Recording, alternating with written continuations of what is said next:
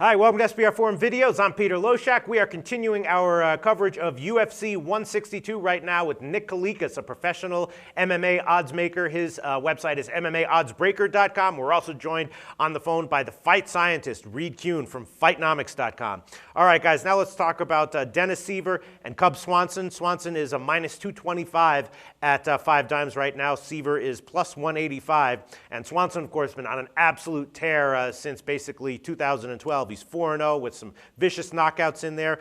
So he obviously is a great fighter on his way up in the jam-packed featherweight division. So he should be a big favorite here, of course. But Siver is no slouch himself, and it's kind of getting up there, plus 185. That's a big underdog line for Siver. Kuhn, what do your statistics have to say about these lines? Well, I like Cub Swanson. I'm a huge fan of his. I've been riding him for his win streak, and he's been delivering each time. And I like him here again. Really? Dennis Siver, you look at his record, and he's only lost to Donald Cerrone in recent history, really, which is fairly impressive given some of his matchups. Unfortunately, when I look at him on paper, I don't understand how quite he's doing it. His statistics are just not very good. He's been knocked down many times. He is a good power striker, but he's not very accurate. He just works hard. And so I think that work ethic got him by some opponents, and he was able to grind some fights out. I don't think he's going to be able to do that here. Cub Swanson has just elevated his game since his WEC days, and fighting Dustin Poirier was a great challenge. Poirier is a very, very high-caliber opponent, and Swanson got past him again. So I really like Swanson here. I don't think the favorite line here on Swanson is too far for me to want to take some value.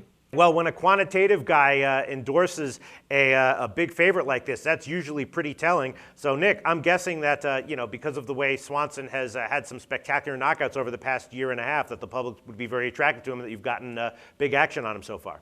Yeah, I actually opened it around $1.70, $1.75 or so, and the public has bet it up over 2-1, obviously, as you're seeing right now. I think the line's getting a little bit out of hand because I'm expecting a very competitive fight. And again, if it goes to the cards, the judges are always a concern. So in a competitive fight like this, going back and forth, I think the stand-up is going to be probably where it plays out the most because both of these guys have improved their wrestling enough. Even Siver, I mean, he's really not known for his wrestling, but he has shown decent takedown defense and better offensive wrestling as well. Now, Cub Swanson is pretty much the total package. I mean, he's improving his stand-up game. He's becoming a more effective striker. I mean, as you said, his knockout power lately has been amazing, really. But I expect it to go back and forth. And the line, I don't know if I would lay 2-1 on what I expect to be a competitive decision, really.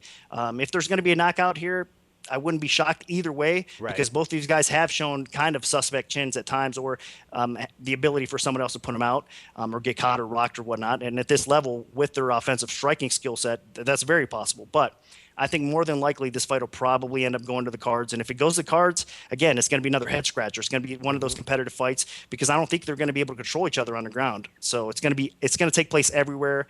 So it's going to be who can kind of influence the judges the most. That's probably going to get this decision. So there's no way I would honestly lay 2-1 on this fight. Well, Swanson, 3 of his last 4 wins were by knockout or by pretty brutal knockout. So what makes you think why do you say this is more than likely to go to the cards?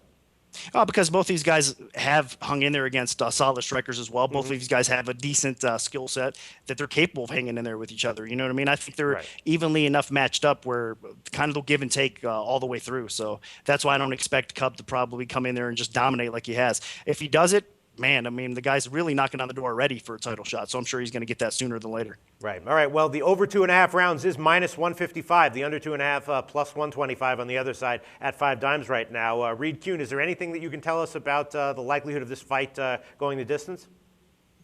Well, I think actually there's a good chance to beat that line on the under. I think only 20% of featherweight fights will end by strikes early, and about an equivalent number will end by submission. So that means less than half the time featherweights actually finish their fights. So it's correct in a macro sense to say, well, it's a featherweight matchup. These are high-quality guys. They're hard to finish. Chances are it'll go to a decision. But when I look at the stats, I'm looking at, first of all, knockout power. Both these guys punch above their weight. They both have a lot of knockdowns.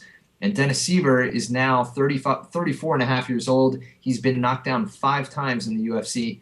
That's a red mark on his record right there when I'm looking at them matched up.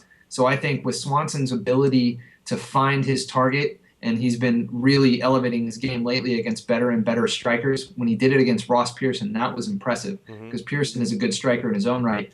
I think Swanson is more likely to win by knockout here, but I'll have to look at that prop bet more carefully because I think there's a greater than average chance among featherweights anyway that this fight ends early. Nick, I got to be honest, I'm a little bit worried about the books here for this fight because, you see this a lot in like college football when the public and the sharp quantitative guys both like the same side. A lot of times those sides do win and the books get burned, and I'm thinking that that might happen to you here. It could possibly happen. You're right. But I don't know. I mean, like I said, I think that if it does hit the cards, a lot of people are going to be scratching their heads, so we'll take that risk here. All right. Well, I'm going to side with the quant guy here, and I'm going to agree with him. Swanson inside the distance is my official pick on this game. All right. Thanks so much for joining us today, guys.